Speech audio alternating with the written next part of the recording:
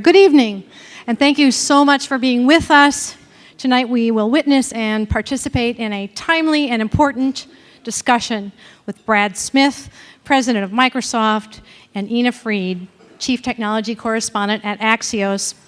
How can the hopes technology offers be protected against the very real threats that it also presents? The genesis of this conversation is Brad's acclaimed new book entitled Tools and Weapons, the Promise and the Peril of the Digital Age.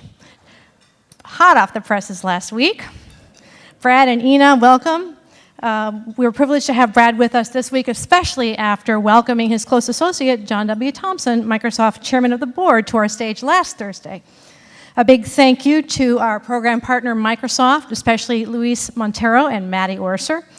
Microsoft has generously contributed a copy for each of you of Brad's new book as a special gift. We appreciate that very much. And if you did not receive your copy, you can pick it up at the registration table after the program. And by the way, Brad's co-author, Carol Ann Brown, is also with us tonight. Welcome. We're very pleased to co-host this program with the Computer History Museum, also known as CHM. Before coming to Churchill Club 12 years ago, some of you know that I was the first president of the Computer History Museum.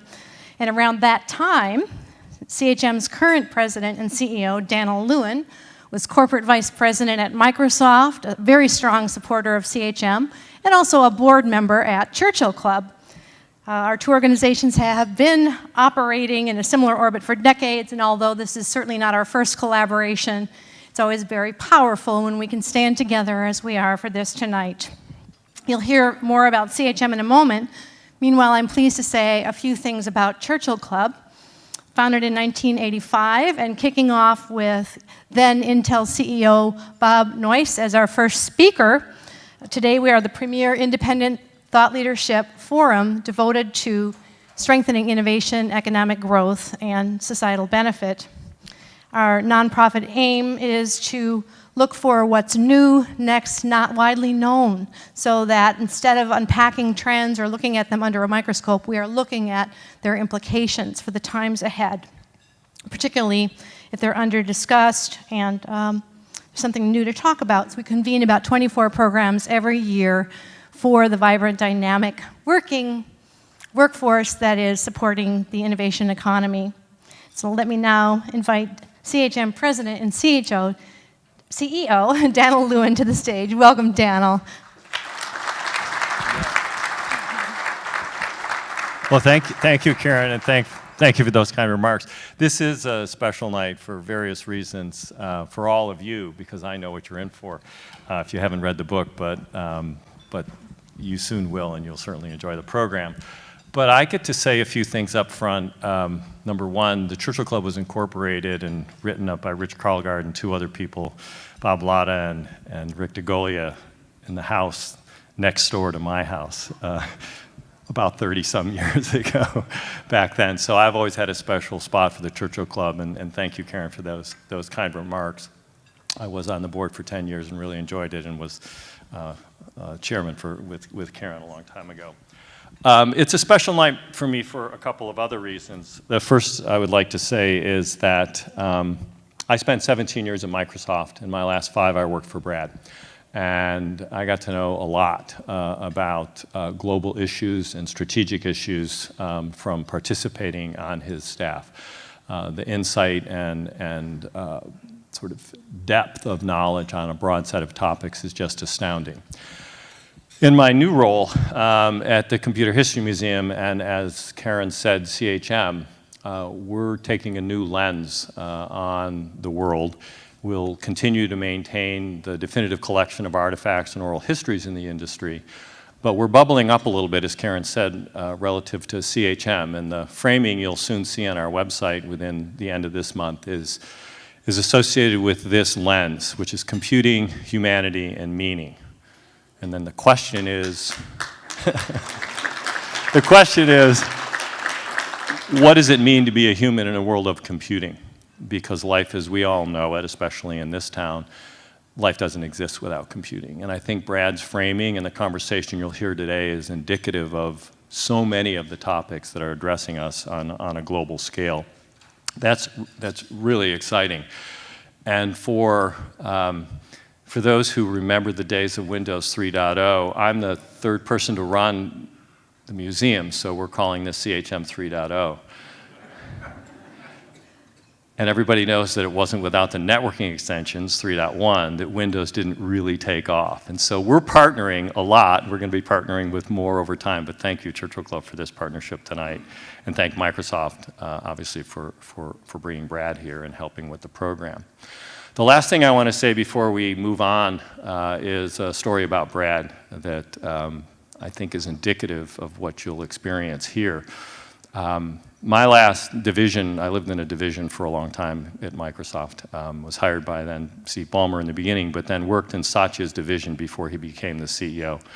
And Brad came to me before that happened and said there might be some interesting things going on that you might be uniquely positioned to help us with, and maybe you could come to work for me. So when Satya became the CEO, I went to work for Brad. And at the exec retreat, which the company holds once a year for 3 full days of the executive staff, of which there are about 100 plus people. There are some talks that are given by the most senior executives, of which Brad is clearly one. And invariably, they're engineering talks, because the company's run mostly by engineers. At the end of the retreat, Satya's first retreat as CEO, when he stood up and summarized the meeting, he said, "Isn't it fascinating that the most technical talk that occurred over the course of these last 3 days came from our general counsel?" And it was about the technique of telling the story that motivated people to think differently and to behave accordingly. And in this case, it motivated the engineering organization to do what they're doing today, which is to build the products and services that make the most valuable company in the world stand alone. So with that, let me introduce Brad and Ina and let them get on the stage and get going. Thanks so much.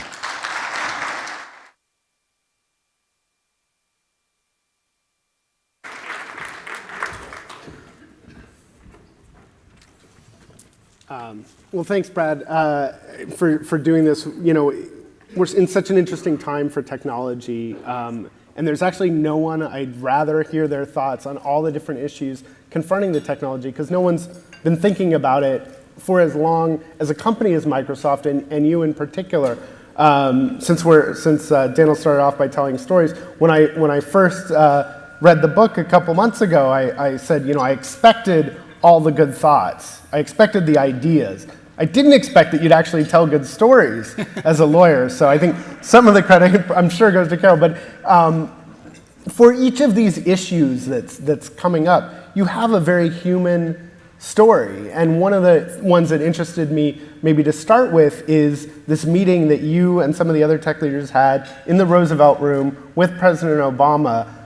Set the scene for us. Why were you there? And what was one of the things that came out of that? Sure. Well, first of all, let me just say thank you to everybody. It's, you know, not just a pleasure, but it's an honor to be in a room with so many people who do play and have played such an important role for technology and for our industry, and of course be here with Karen and Daniel and with you. Carol Ann and I really did have this interesting conversation. You know, what were the big inflection points for technology this decade?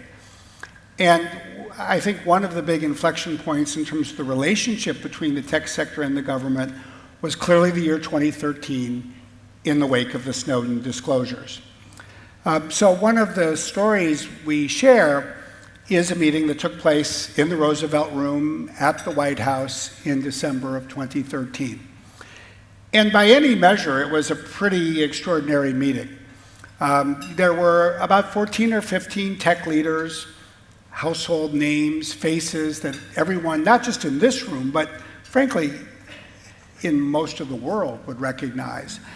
And you know, there was President Obama and Vice President Biden and really the whole senior staff of the White House, decked out as, you know, frankly, only the White House can be a week before the holidays, you know, with its festive best. And the goal of the meeting was really to talk about the issues that the Snowden disclosures had brought to light. When Barack Obama was president, there was a particular routine for these meetings. People were all given the opportunity to sort of go around the table, offer a few talking points, if you will. In a way, it could get, if not done well, pretty boring. And one of the things that was always amazing to me in these settings was President Obama, and it's where I was often reminded of the fact that he was a former law professor. He had Socratic reasoning and this ability to turn talking points into a conversation in a way that few people could. And as the conversation went around the table, with only perhaps 2 exceptions, everybody was pushing the president to put in place more checks and balances for the NSA. That was the issue of the day. And there was this very interesting particular moment when President Obama sort of leaned back and then he sort of pushed back. And he did it in a very reflective way. He said, I have a suspicion that the guns will turn.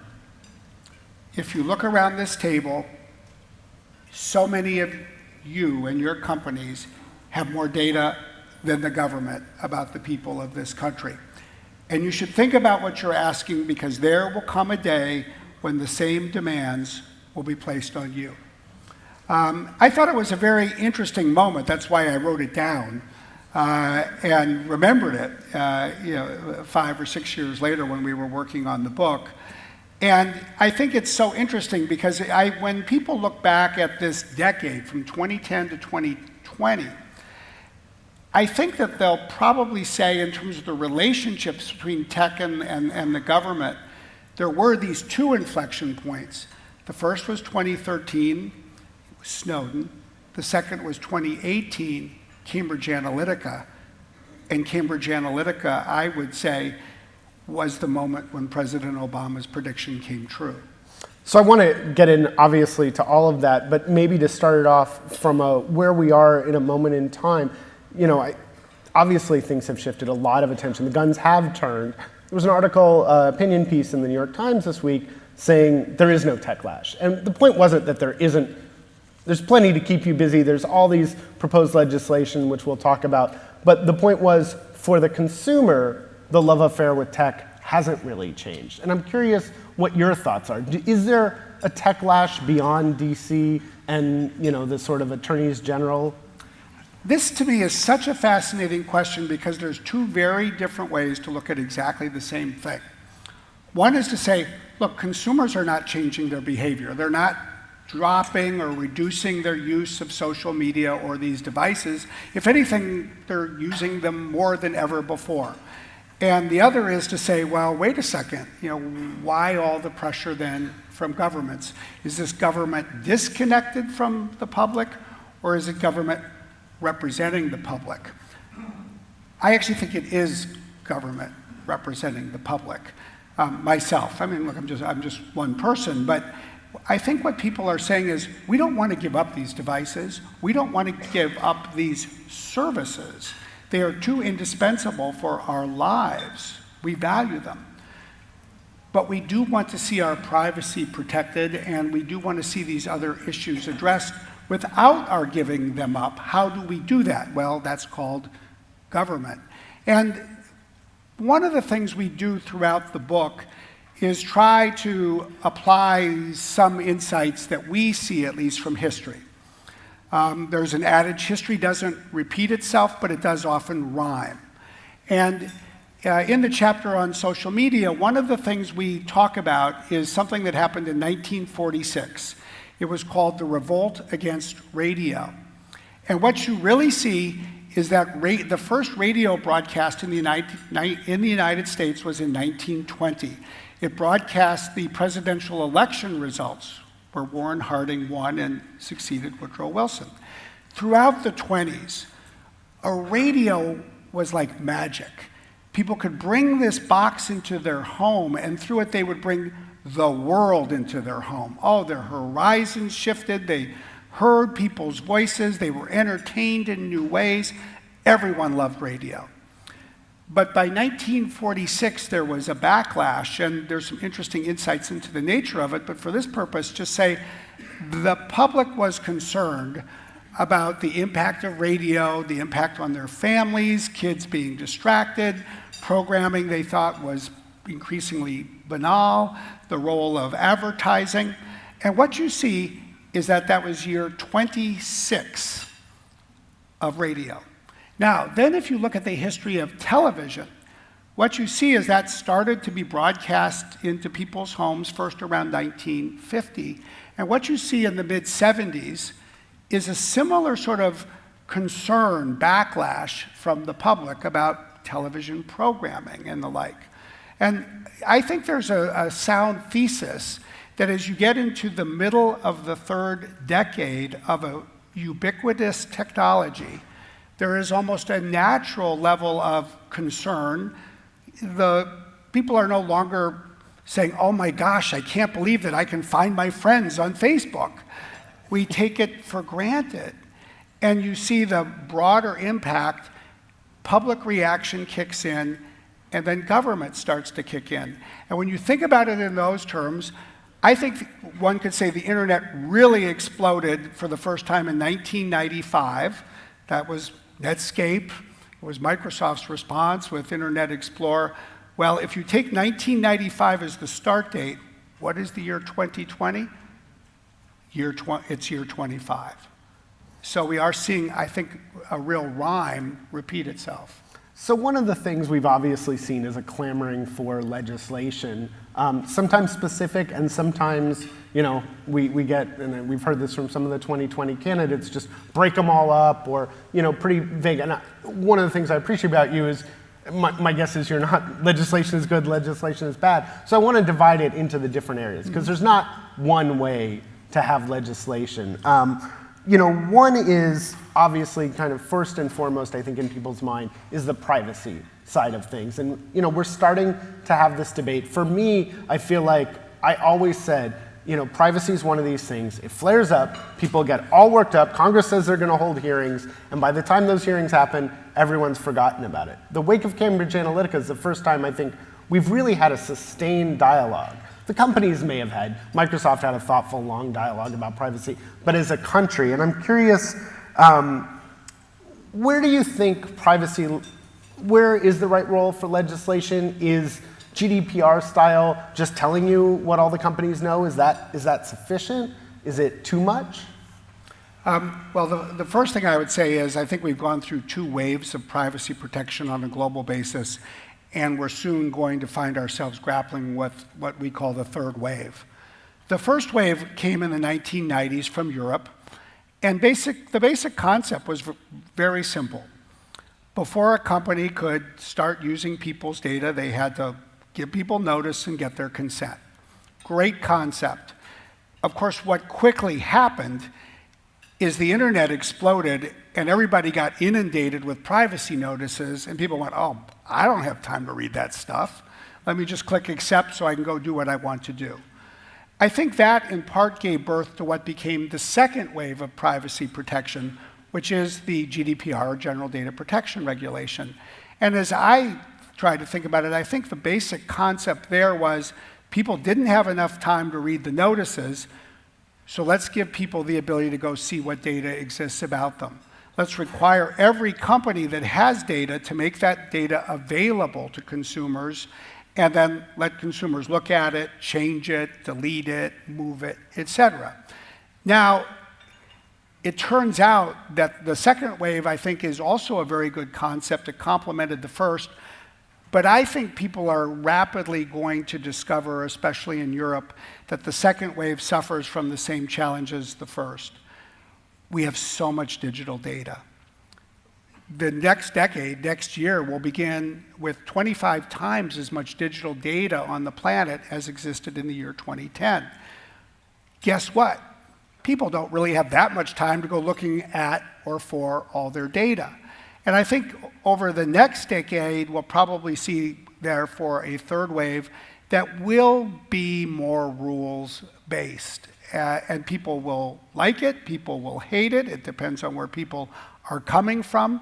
But I think it is almost inevitable that you will see, perhaps especially in Europe, more of a focus on specific regulatory rules that seek to put certain uses of data either in bounds or out of bounds. I mean, it seems to me there's 2 problems, and you identified one with sort of just telling you all the data that's collected. One, It's an increasing volume, maybe three problems. One, it's a tremendous volume.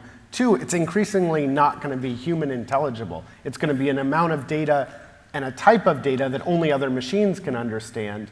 And then, to me, there's also this third problem that was illustrated by Cambridge Analytica, and I'm curious what you think of it. It wasn't, if you told most people what data Cambridge Analytica had gotten their hands on, never mind that they might never have had the right, it was pretty mundane stuff. It was your personality, it was these quizzes.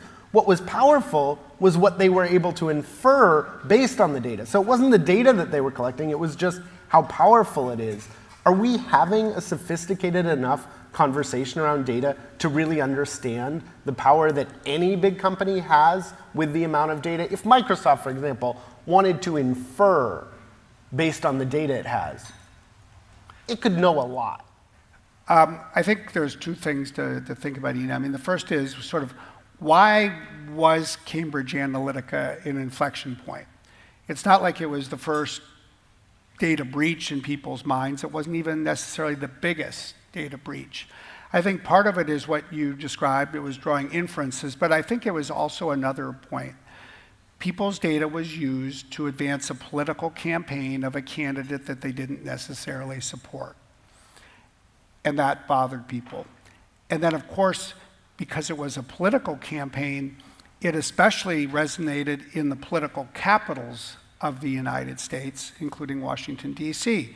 By definition, politicians got more involved. Now, what I think is, to me, incredibly interesting about what happened over the course of 2018 in very short order is what happened here in California. And one of the more interesting stories, at least to us, was the set of stories we tell in the chapter on consumer privacy, which has got a little bit about Microsoft, but it's much more about other things. And one of the stories that will be, of course, familiar to many people in this room is the story of Alastair McTaggart. How many people actually know this story? Because I actually think very few know this story. Yeah. Okay. Well, Alastair lives up the highway in San Francisco and the East Bay and the like. He's a real estate developer. And we share the story of how Alastair had people over for dinner, a barbecue, and there was an engineer from Google. And he asked the engineer, well, how much information does Google have about me? And the engineer said, if you knew how much data we had about you, you would be terrified. And I'm not trying to endorse that person's view, I'm just the reporter here. But that started Alastair, who's a really grounded, thoughtful guy with certain financial resources as a successful real estate developer, on a quest, a cause, if you will. He said, I'm going to change this. I'm going to get privacy protected. And as a real estate developer, he actually understood and understands a lot about politics because, of course, you can't do real estate without figuring out how to work with municipalities and the like. And he happened upon an aspect that is of fundamental importance politically in the United States. At a time when there is gridlock in Washington, D.C., even arguably gridlock in many state capitals, he realized that because he lived in California, he didn't have to get a vote of the legislature to enact a new law. He simply had to get it on the ballot and adopted in an initiative. So he spent $3.5 million of his own money. He had signature gatherers, lawyers, lobbyists. They collected more than twice as many signatures to put this on the ballot. It would have gone on the ballot in November of last year. He did polling. One of the most interesting things for anybody who comes from the world of politics is to talk to Alastair about it, the polling. Because the polling showed that more than 80% of the California voters would vote in favor of his privacy initiative. And as he says, he was disappointed. He's like, what's wrong with the other 20%? And his pollster said, you don't get it. We've never seen numbers this high. And of course, what that set in motion, as some people here may remember, was about a year ago, a pretty ferocious effort. Was Silicon Valley going to raise enough money to defeat this on the ballot? It would have taken tens and tens and tens of millions of dollars at a minimum to defeat it. Was Alastair prepared to spend what it would take to pass it? And ultimately, it did what nothing else, I think, ever would have done. It moved the issue then to Sacramento, where Alastair, and he had some supporters in the state legislature, said, yeah, we'll pass this as a bill. There were some from the industry, including our team at Microsoft, that said, hey, we'd work with you, see if we could find a bill, so that if it was passed, then he would withdraw the initiative. And of course, at the last hour, basically of the last day, the California Consumer Privacy Act was adopted. And it became, overnight, far and away, the most sweeping piece of privacy legislation in the history of the United States. And it was remarkable for that reason, and I think it is continuing to ripple across the country in ways that have just, now people are beginning to appreciate just how profoundly it changed the landscape for privacy protection, not just in California, but nationally. So 2 quick follow-ups on that, and then I want to move to another area of policy, which is antitrust, which you have some experience with. But while we're talking privacy, and the California bill in particular, given that, this impetus of this California bill, the main provisions of it don't take effect till 2020, and so a lot of people thought, we don't want 50 state laws. This would be the impetus, even in a divided Congress that doesn't pass a lot, for a national privacy law. You have privacy groups calling for it. You have a significant amount of the tech industry calling for it. We haven't seen a lot of movement since you already took the role of journalist. How about the role of odds makers? What are the chances we get national privacy legislation before the California bill goes into effect? Let me say something that I think is both true and provocative. There already is a de facto national privacy law in the United States. It is the California law. Because 1 of every 8 Americans lives in California, every tech company in the nation is going to have to answer the same question by the 1st of January. Do we offer one set of privacy rights to people in California and a different set of privacy rights to people in the other 49 states? Or do we offer the same set of privacy rights to everybody nationwide? This is where I'll place odds. I'll place odds that most companies will just take a single nationwide approach. Because one of the things we describe in a little bit of detail in the chapter in the book is, given the nature of what are fundamentally the European rights that are now enacted in California, giving consumers the right to access their data, you have to create business processes, you have to support it with engineering automation.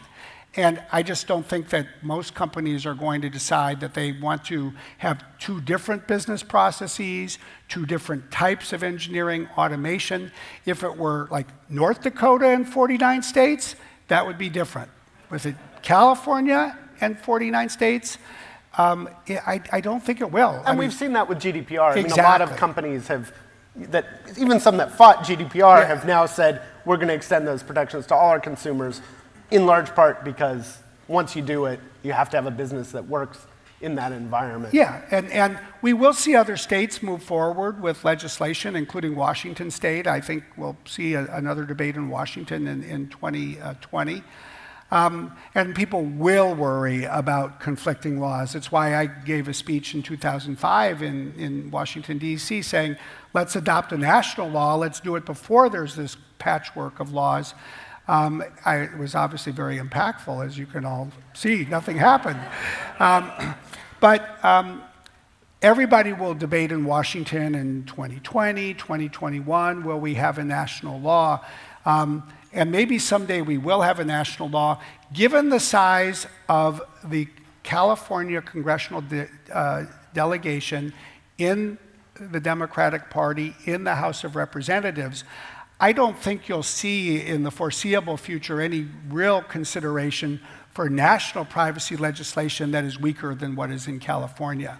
So we could end up with a national privacy law that more or less formalizes what exists in California, or we could end up with gridlock and nothing, in which case, informally, I think California's law will be the law that's pretty much adopted across the country. So if there are any government relations people, what you just heard from Brad is basically stop lobbying in DC. If you want a law passed, just put it on the ballot in Sacramento.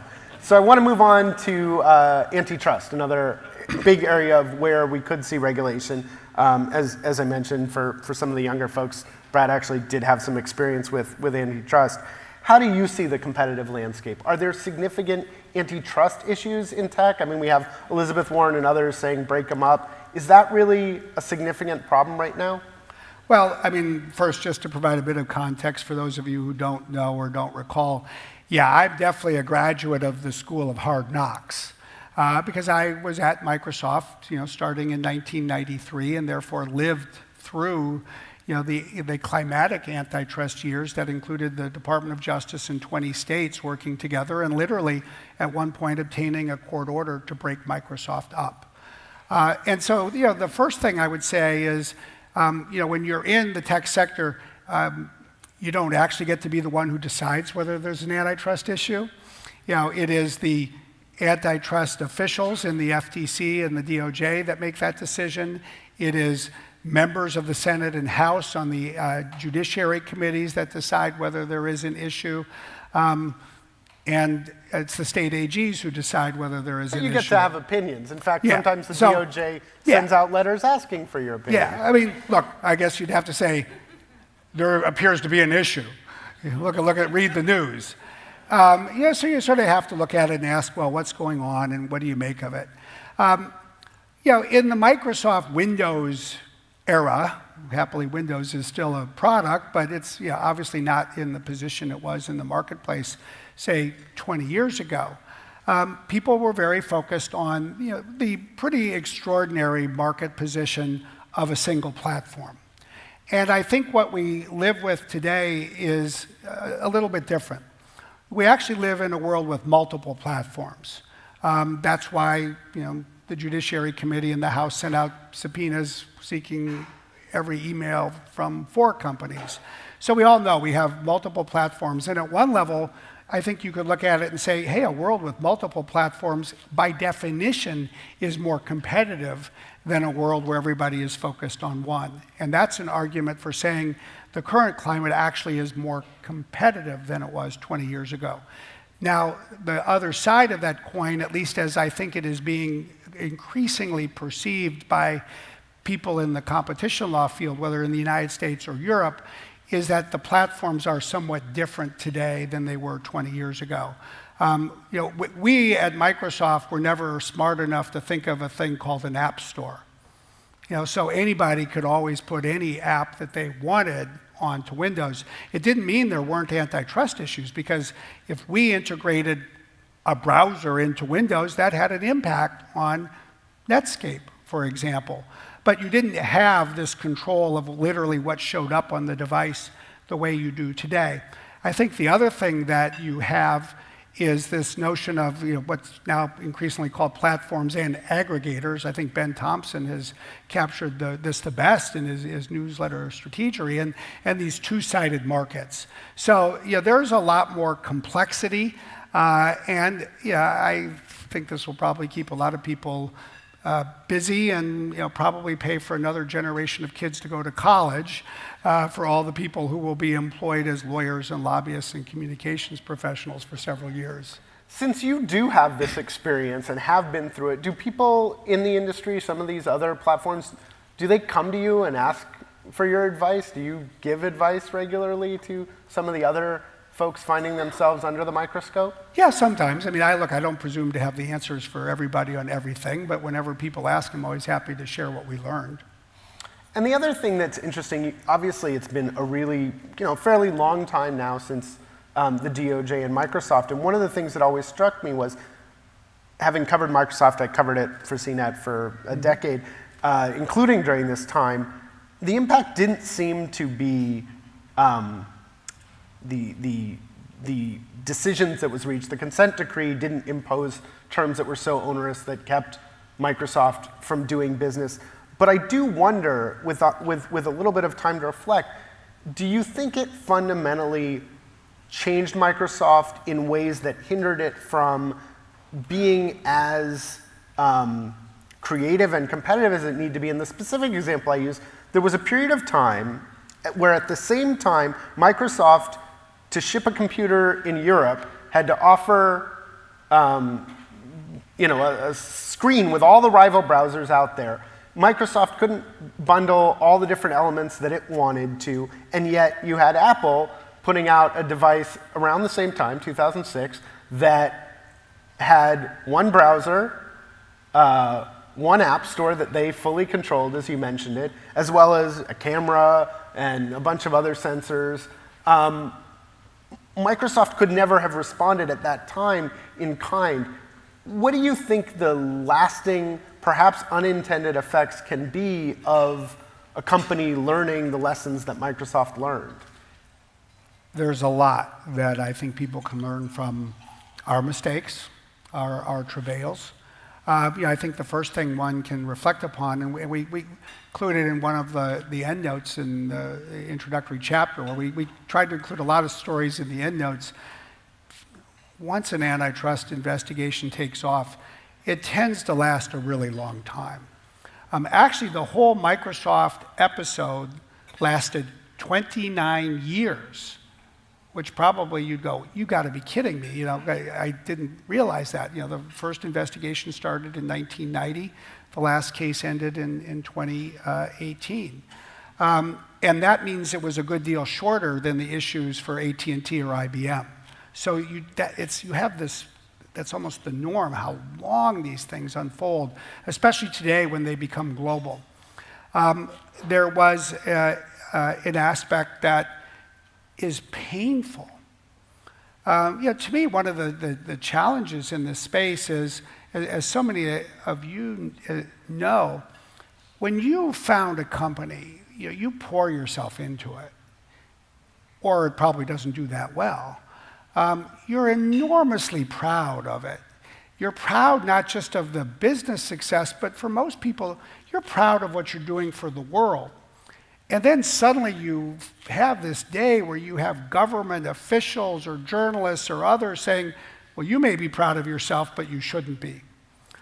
And you learn that you suddenly have to look at yourself in the mirror and see not the person you've been looking at and saying, oh, don't I look good? And instead start to understand what the rest of the world is seeing in you. And that requires a real shift. And that, Bill Gates talks a little bit about this shift even in the foreword. I think there is a lesson in terms of the impact of the remedies that were imposed on Microsoft. It certainly sought to open the door for other categories of software, including some categories that reshaped the industry, like the browser. But I also just think that one of our directors in about 2005, to me, made one of the more profound statements. He talked about the opportunity cost of fighting these fights. Every hour you spend doing one thing is an hour you don't spend doing something else. That's sort of like the laws of physics somewhere. If you have to spend a lot of time dealing with an antitrust issue, it will mean that there is a lot of time that you are not spending on other things. And you can't possibly know in advance what those other things would be.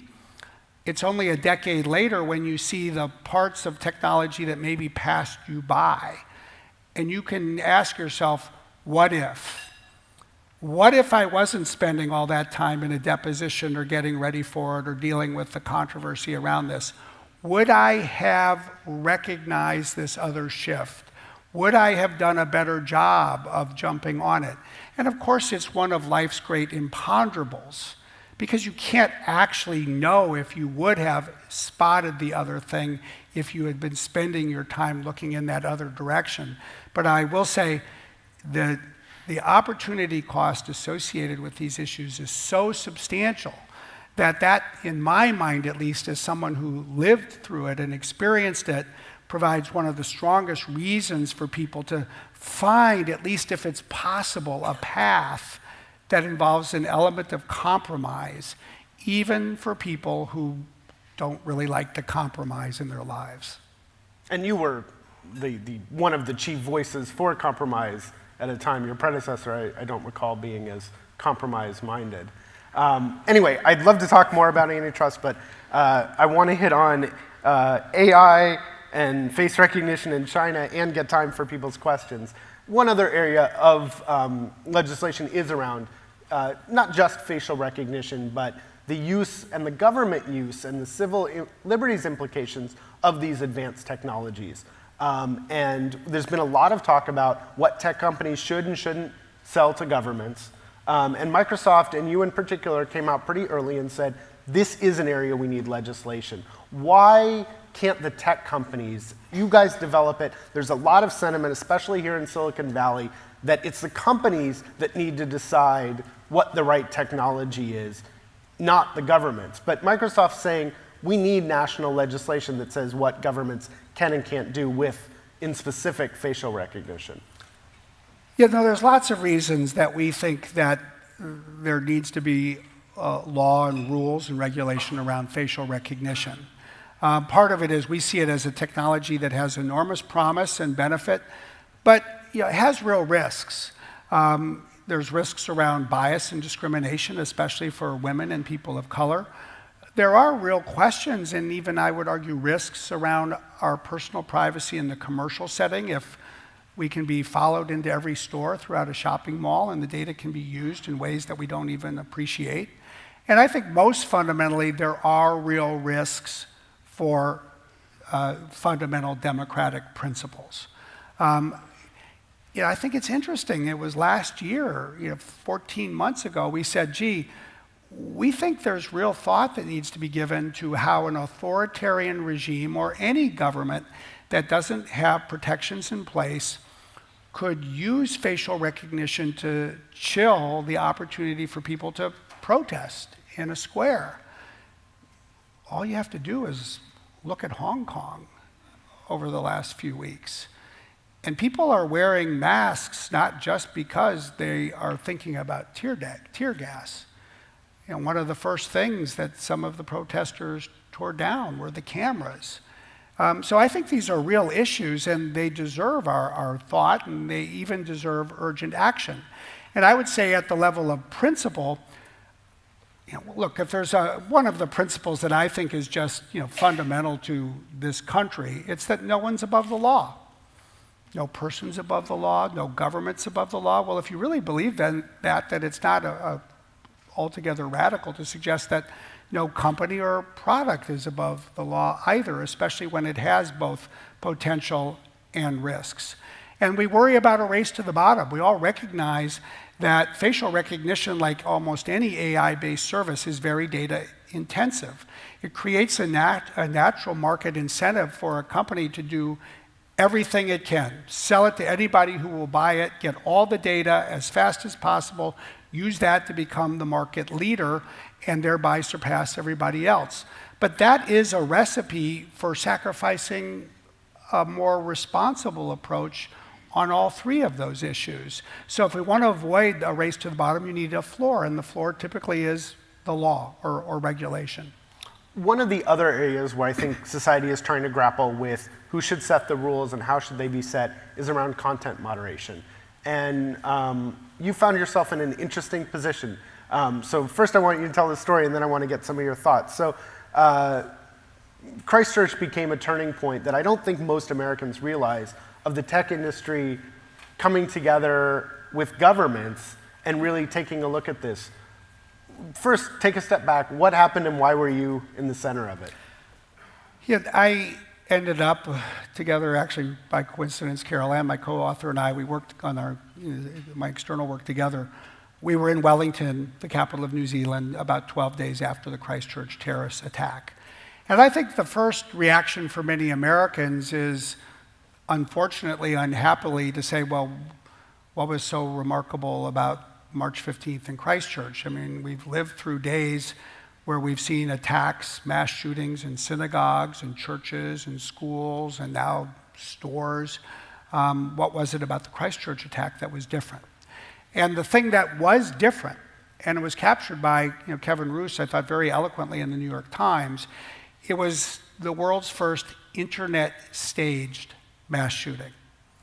It was live on Facebook, on 8chan, Twitter, in a way that you could argue that it was a terrorist act that didn't just use the internet as the stage, but you could even say that the ability to use the internet as a stage might have created an incentive for the attack in the first place. So Jacinda Ardern, the Prime Minister of New Zealand, after she first went to Christchurch, and we all saw these incredibly poignant images around the world of her connection with the survivors and family members in Christchurch, had some strong words for the tech sector. And she basically said, look, these days of just putting content up on social media and the web without any responsibility for what's there have to end. We were not, as a company, in the center of this, but it would also be wrong for us to say that we were immune from it, because we have 9 different services, including LinkedIn and Xbox Live and a variety of others that can be, and in fact, to a limited degree, were used to share the content from that day. And so I found myself starting this day in Wellington on Radio New Zealand, just being sort of raked over the coals in a 10-minute live interview that lasted for a half hour, where I think half the listeners in New Zealand probably thought I worked for Facebook, given the nature of the questions. But Prime Minister Ardern asked to meet later that day. We went to this meeting with her. We had no idea what to expect. Walked into her office. A substantial percentage of her cabinet was there. And her basic question was, look, what can we do to try to reduce the prospect of this happening again? I'm not interested in scoring PR points. I'm interested in some real change. And that did lead to a conversation that set us on a path with, in my view, extraordinary leadership by the New Zealand government and its foreign ministry, a really positive effort by Twitter and Facebook and Google and Amazon and those of us at Microsoft to come together. And on the 15th of May, 2 months later, to the day, there we were in Paris at the Élysée with President Macron, Prime Minister Ardern, heads of state from 10 different governments, 9 tech companies, signing what is now known as the Christchurch Call to Action. And we are taking real steps as an industry in collaboration with governments to impose limitations and protections around live streaming, to work together to improve technology and put better controls in place about uploading of this kind of content, to advance R&D and share it in an open source manner and take other steps. So I think it's one of the more important technology policy developments of 2019. And when people look back at it a decade from now, they will see many things that will reverberate throughout the 2020s that are reflected in this effort. I want to move on to China and AI, but I do want to ask one question. We saw this incredible coming together of governments and tech in the wake of Christchurch. The US was not one of those governments you mentioned, and the US has not signed on to that call. The US and the tech companies work together to fight Islamist terrorism, and it's incredible how little spread of that you find and the degree of effectiveness there's been. Do you think a large reason that we aren't seeing the same crackdown and ability to stop the spread of white supremacist content online is a lack of will from this government? No. Actually, I don't think that's the reason. We talk in the book repeatedly about the need to solve the technology issues of our day by building coalitions of the willing, and particularly multi-stakeholder coalitions that bring together governments, tech companies, and nonprofits across civil society. We are unabashed advocates for multilateralism at a time when the headwinds to multilateralism are pretty substantial. This is a time when governments are pulling inward. It's a time full of headlines about governments, especially perhaps our own, pulling away from prior trade agreements, from not being supportive of multilateral initiatives. And I think that's the underlying issue that we've had to grapple with for both the Christchurch call and last year's Paris call for cybersecurity. But I will say this as well, and we say it in the stories throughout the book. If you are determined, if you can build a coalition of the willing, if you can establish strong principles, whether it's digital safety or cybersecurity or privacy or anything else, you can establish a new pillar. You can make it strong, and you can continue to attract more people to support it over time. So I always say, never worry about the people who have signed on. They just haven't signed on yet. And I actually am a big believer that we are going to make more progress. You're going to see in New York, a week from today at the UN General Assembly, you're going to see more governments signing on to the Christchurch call. You're going to hear about more involvement even from our own government. Is the U.S. government going to sign on? I don't think they'll sign on a week from now, but they're engaging. And it's like anything in life, you just have to, if you constantly move forward, if you constantly make progress, and you constantly use that as the opportunity to take the next step, that's how you really pursue lasting change, whether it's the world of business or anything else. And so I have dealt enough with people in this administration to feel that this for them is a question of the role of multilateralism and to some degree the First Amendment, which is always a complicating factor for any US government effort involving content. But I believe that we are going to make progress. All right. Well, on China, turning to another topic that comes up all the time, I want to start from a different place. There's a whole chapter in the book on China. A lot of the discussion around US-China focuses on the here and now. And I actually want to start by taking a step back. You have these two giant powers in technology, both of whom are highly dependent on one another, both of whom seem to aspire to live independently from one another. From your mind, given the competing interests, what would a healthy US-China relationship look like in an era of AI? What should we be striving for? And then let's back up to some of the issues of the day. Well, the first thing I would say is the most difficult chapter in the whole book to write for us was the chapter about China. It's so important. And one of our great fears is that, especially in Washington, D.C., but potentially in Beijing, people can lose sight of nuance. And certainly in the technology relationship between the United States and China, the nuances matter, the details matter. And we try to bring to life all the texture that goes into this technology relationship, including, frankly, deep historical, philosophical differences that nonetheless I think need to be understood and appreciated. I think a better arrangement 2 or 5 years from now or sooner would, of course, resolve some of the market access and trade and tariff issues so that those become at least at a lower temperature. I think we have to recognize the reality that the two nations will look at the role and regulation of technology in different ways. I don't think we can expect a single convergence. But by the same token, if there's one thing that we are seeking to warn against, it's an effort to, as we say, draw a digital iron curtain down the middle of the Pacific. We really think it's of fundamental importance for policymakers, perhaps most especially in Washington, D.C., to just understand the world of technology and in particular software development. That if you buy a product from an American tech company, you of course may expect, if you think about it, that the hardware was manufactured in China. But in fact, the basic features, including of the software, probably came together from inventors not just in this region or Seattle or Boston, but in Bangalore and Beijing and Dublin and London and on a global basis. They are advances that really are founded in part on hugely important work in the field of basic research at universities. It's work that's typically published.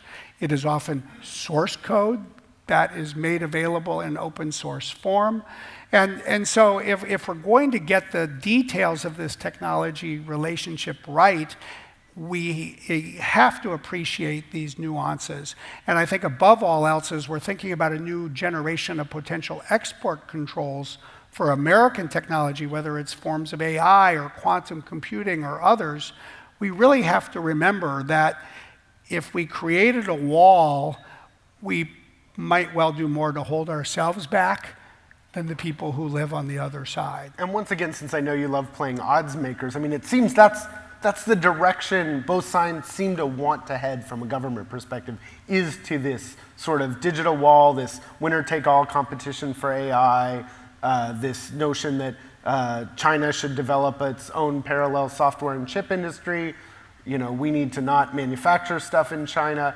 How likely do you see that being the future versus the one that you've expressed a desire for, where, you know, products are made in the US and China and lots of other places, and goods and ideas and technology contribute? Which is the more likely outcome? Well, I will readily concede in this context that when you look at the fundamental geopolitical forces in the world, they are not blowing in favor of this kind of international interaction.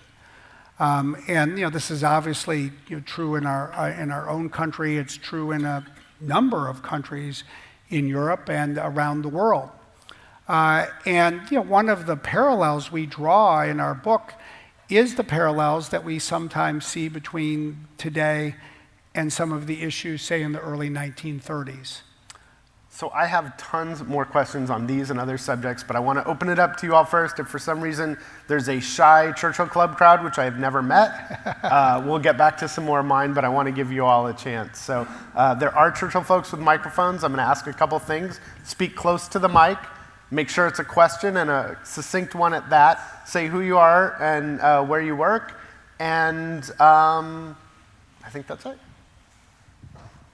So I have a question back there. Yeah, my name's Mark Locke, and I'm with Laugh Tears, Venice Beach, California. And thank you very much, Brett, for your book and talking about that nobody should be above the law, and no corporation should be either.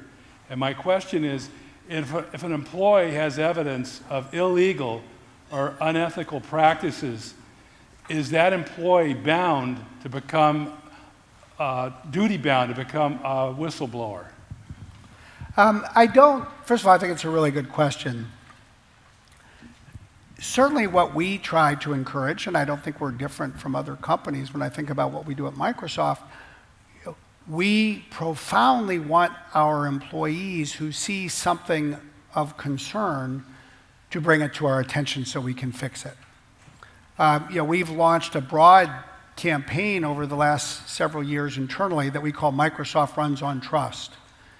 And frankly, it's all about encouraging our employees to use a wide variety of different vehicles to elevate their concerns.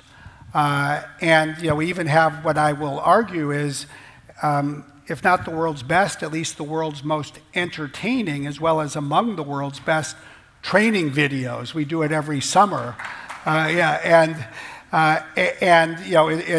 People inside Microsoft consider it like the Netflix of training, because we really try to connect with employees. Hey, it's Microsoft's first successful entertainment service. It's taken a long time, but the lawyers got it right. That to me is the duty that people have. Now, if people raise a concern and they feel they have an employer that isn't listening or listens and is refusing to take action, then there are a wide variety of situations where someone might well feel that they should take that information beyond the walls of a company, and I think one has to respect their judgment. Certain people actually do have a duty in the formal sense of a word. I'll speak as a lawyer for a moment. If a lawyer at a company sees certain types of action that would constitute securities fraud and raises it up the chain and it doesn't get addressed, then actually lawyers in certain instances do have a duty even under the law. I think for most people, It's more of a sense of moral responsibility, and I think one has to be respectful of that. Thanks. We're going to have, I see some questions up front. There are folks with mics, so I'm going to go first to the mic, and then hopefully they'll make it up front as well. Hi, my name is Emily Wawrowski. I'm a student at the Stanford International Policy Program, and thank you so much for this talk. I'm really excited to be here. I have a concrete question. So AI is biased, but not because the computer is horribly biased, but because it's being fed very specific types of data and data set that are biased. So I have a question for you, somebody who has thought about this a lot. What would be a concrete suggestion for a policymaker if you were able to implement it regardless of political repercussions? How would you legislate bias in technology? We have a particular legislative proposal that I am personally very passionate about and excited about, and I hope we can get it adopted somewhere soon. It really starts with the premise that customers don't actually want to buy a facial recognition service that's biased. That is not an attractive feature for customers. So I would argue that the market has a natural incentive to push tech companies to reduce bias quickly. But the market can only work if it has access to information. And so what we've proposed is that a major jurisdiction, it doesn't need to be the world, it can be a country of some size or a state of some size, pass a law that would say that if you want to be in the business of offering a facial recognition service, you must make your service available for testing. And it could be done in a couple of different ways. But in effect, that would enable academic testing. It would enable the consumer reports of facial recognition to emerge. And then the marketplace would have more information. You would get objective tests that would compare everybody's results. And I think that if you did this is where I'm an optimist, I think that over the course of 2 or 3 years, you would see a rising tide lift all boats because people would really feel the market pressure to solve this problem more quickly. And then I would add, and if it doesn't, then 2 years from now, legislators, regulators could say, okay, well, that didn't do enough. Now I have to do something else beyond it. But I would start there and see what the market can deliver. And I know someone's there with a question. Great. Carl Hewitt, Emeritus of MIT. How should the United States think about a company like Huawei, and what should we do about it? Great, that was on my list of questions I didn't get to. They ask me, I have Chinese colleagues, they say, what should we think about a company like Intel, and what should we do about it? Well, I like the fact that you generalized it a bit, because it is not a question that people ask only about one company from China. They also ask it about companies from the United States. And by the way, you can go to Europe and people will ask this about companies from both China and the United States. And I would say a couple of things. I mean, first, by definition, there are going to be parts of our societal technological infrastructure that are more sensitive from an economic or national security perspective. And I think it is sensible that governments think about what kinds of precautions or rules they want to put in place to protect the security of that infrastructure. The second thing I would say is, of course, the nationality of suppliers is one way to address that.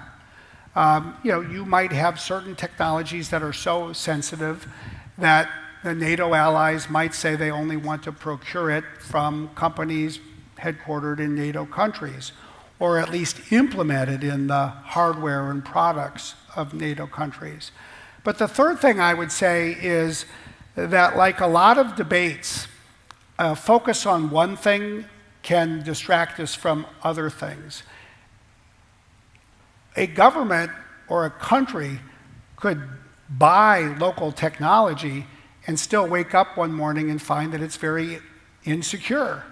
There's a lot more to the security of technology, as I think almost everybody in this room appreciates, than the location or nationality of the supplier.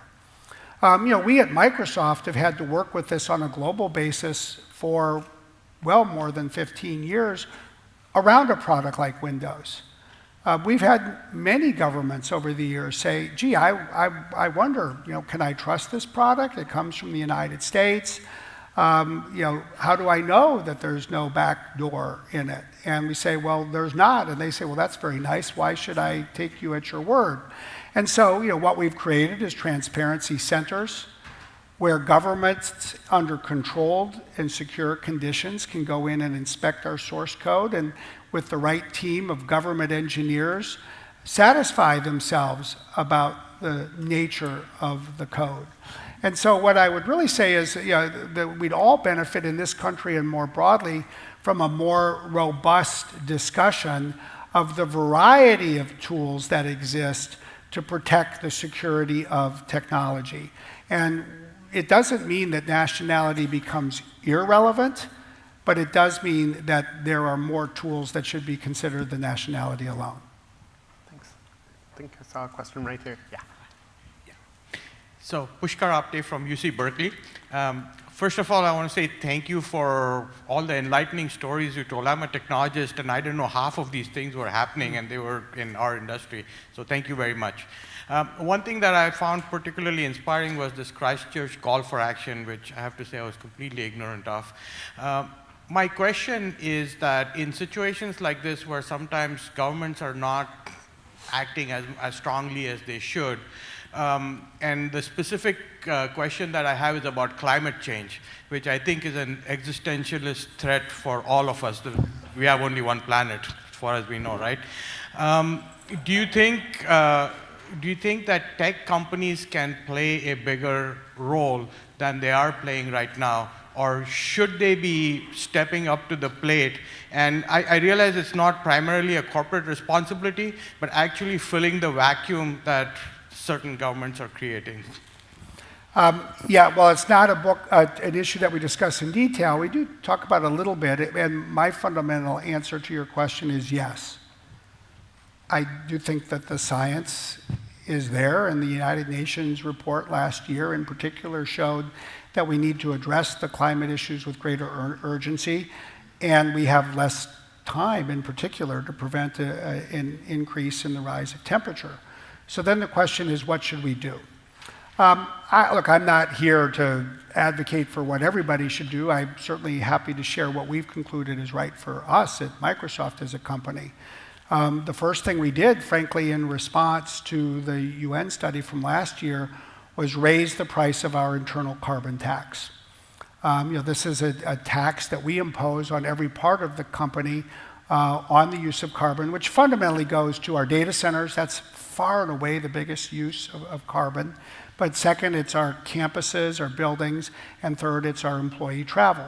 And we raised that from $8.44 a metric ton to $15 a metric ton. That went in force in July of this year.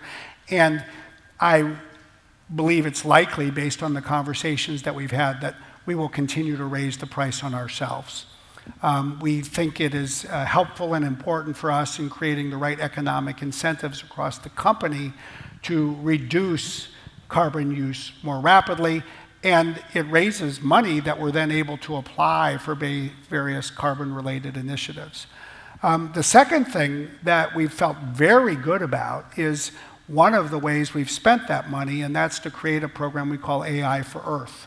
And it really focuses on 4 areas. It focuses on carbon reduction, biodiversity, water, and agriculture.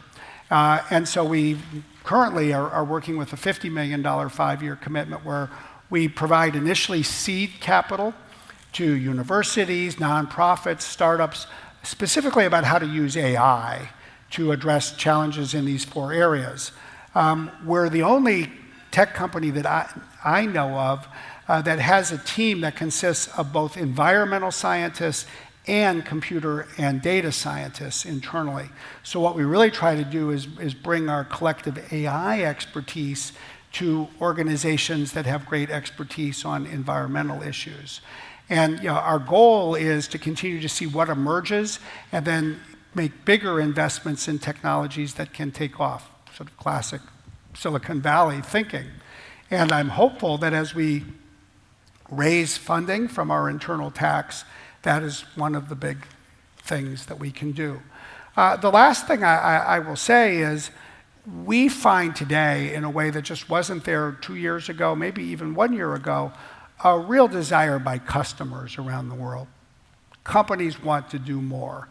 And part of what they really want to do more of is figure out how to use technology to reduce their own impact on climate. So yeah, I think that there's a lot of good that can come from this. I mean, but the real challenge is we're now increasingly in a race against time.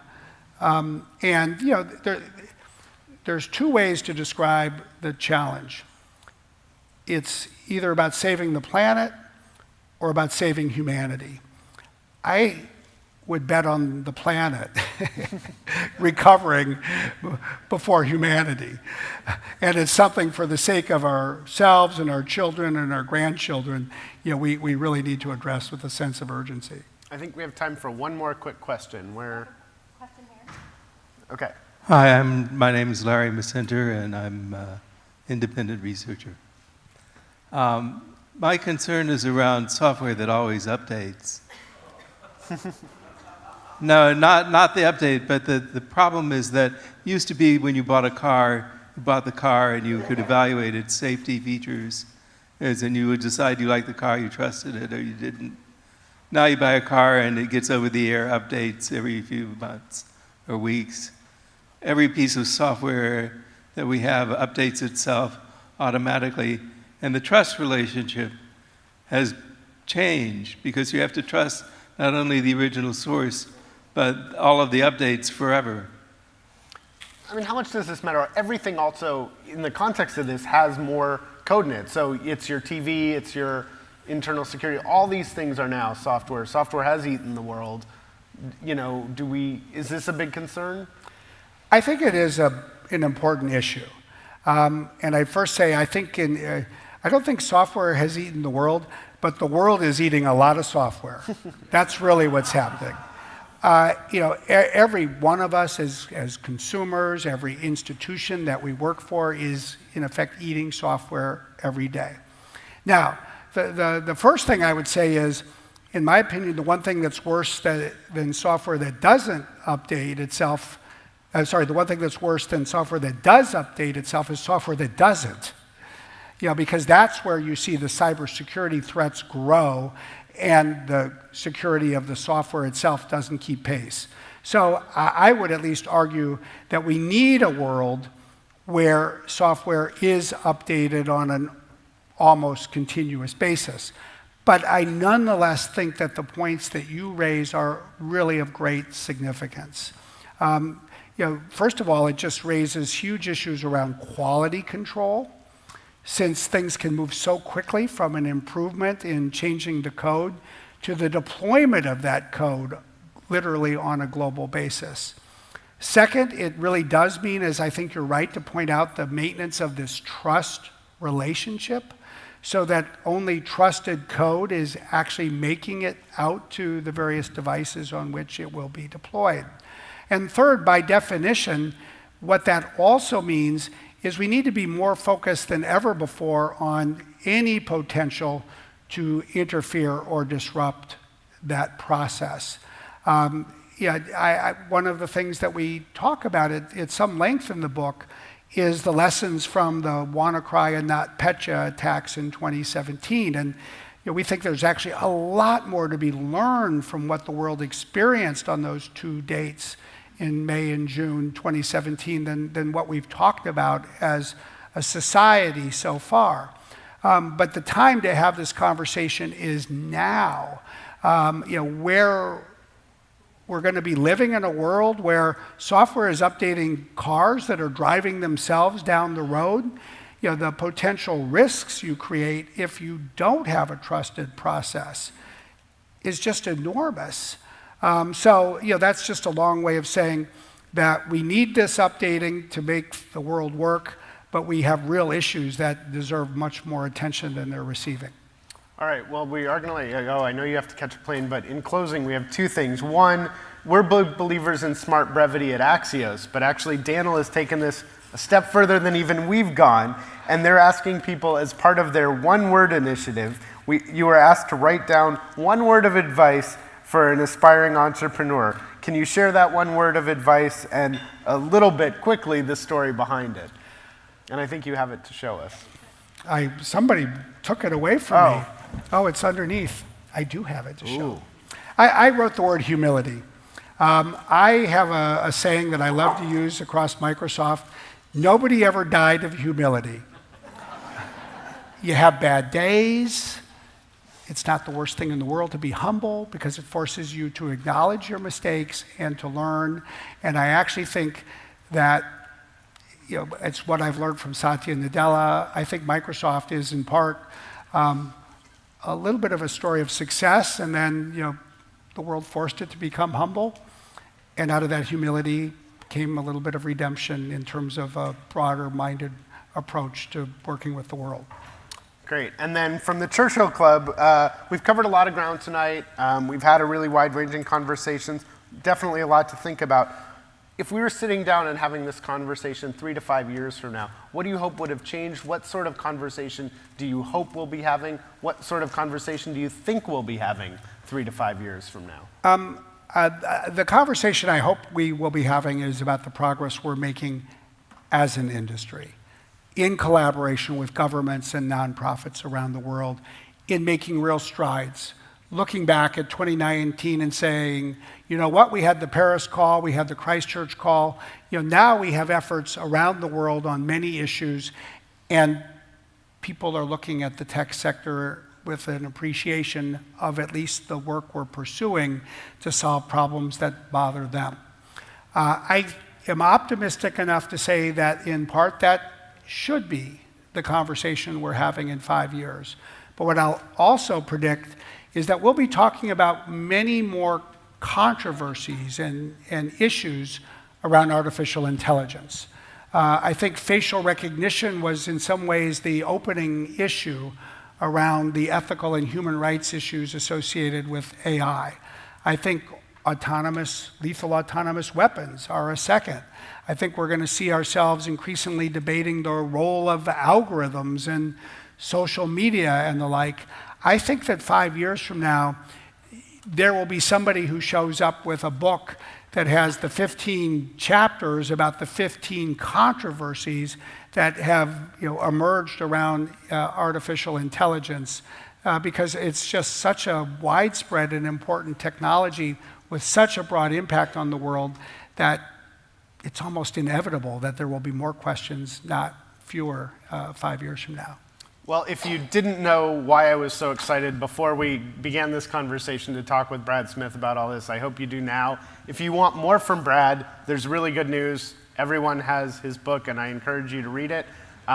If you want more from me, I do a daily newsletter for Axios called Login. Thank you so much, Brad, for a great conversation. No, thanks to all of you. Thank you very much. One last little thing for you two here, please. We have a gift for you. Both Churchill Club and Computer History Museum have a small gift for you as a token of our appreciation. Thank you so much for this candid conversation, Brad, Ina, for leading it so well. Thank you. You've been a great audience. Now, I do want to say that Ina has offered 1 or 2 of her free newsletters to you if you're interested. And this is how you can ask for that. You can either go and create a login for yourself. You can also write yes on the back of your business card and hand it to any Churchill staff person. Or you can write to Ina at Axios.com. Thank you so much. You've been a wonderful audience. Good night. Thank you. Thank you. Thanks, Ina.